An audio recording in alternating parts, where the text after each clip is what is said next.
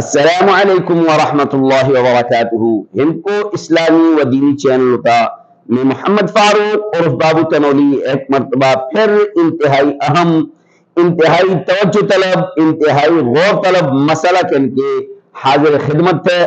اگر مسئلہ سمجھنا چاہتے آخر تک ویڈیو دیکھ لے، مسئلے بھی سمجھ ہے جلی، اور اگر تسی چاہتے کہ روزانہ اس طرح دے مسائل تساں تک پہنچے تو تسی چینل کا سبسکرائب کرے اور گھنٹی والے بٹن کا تے لازماً دبانا تھے تاکہ روزانہ اس طرح دے مسئلے تساں کا حاصل ہو جلے۔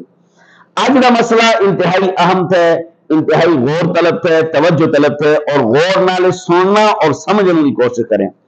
آج کا مسئلہ تھا کہ ایک شخص تھے زیر علاج تھے یا بغیر علاج دے وہ اپنے خون دا ٹیسٹ کرال دا، پیشاب دا ٹیسٹ کرال دا، دوران ٹیسٹ نماز دا وقت ہو جلدا اور اس کو لئے خون یا پیشاب دا نمونہ بوتلہ بچے تھے۔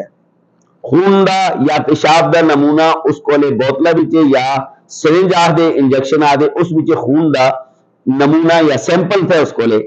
آیا اس کا وہ اپنے جیب بچے رکھ کے نماز پڑھا کدا یا نہ پڑھا کدا۔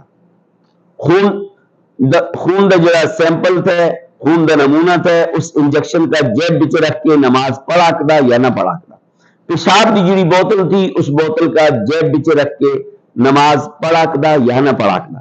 تو اچھی طرح ذہن نشین کریں کہ خون پیشاب اپنی جگہ تو نکلنے تو بعد اگر وہ انسان دے کپڑے بچے موجود ہو، انسان دے بدن نالے لگے دو تو اس صورت بچے نماز نہ پڑھا کدا۔ اس صورت بچے مختصراً کہ نماز نہ پڑھا کدا۔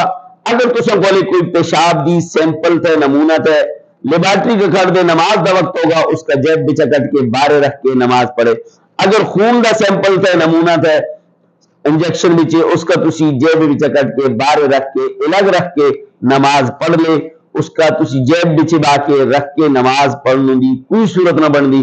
اللہ تبارک و تعالی اساں کا عمل دی توفیق عطا فرما، اساں کا سمجھ دی توفیق عطا فرما، اساں کا دین دے مسائل دوسرے تک پہنچانوں دی توفیق عطا فرما۔ السلام علیکم۔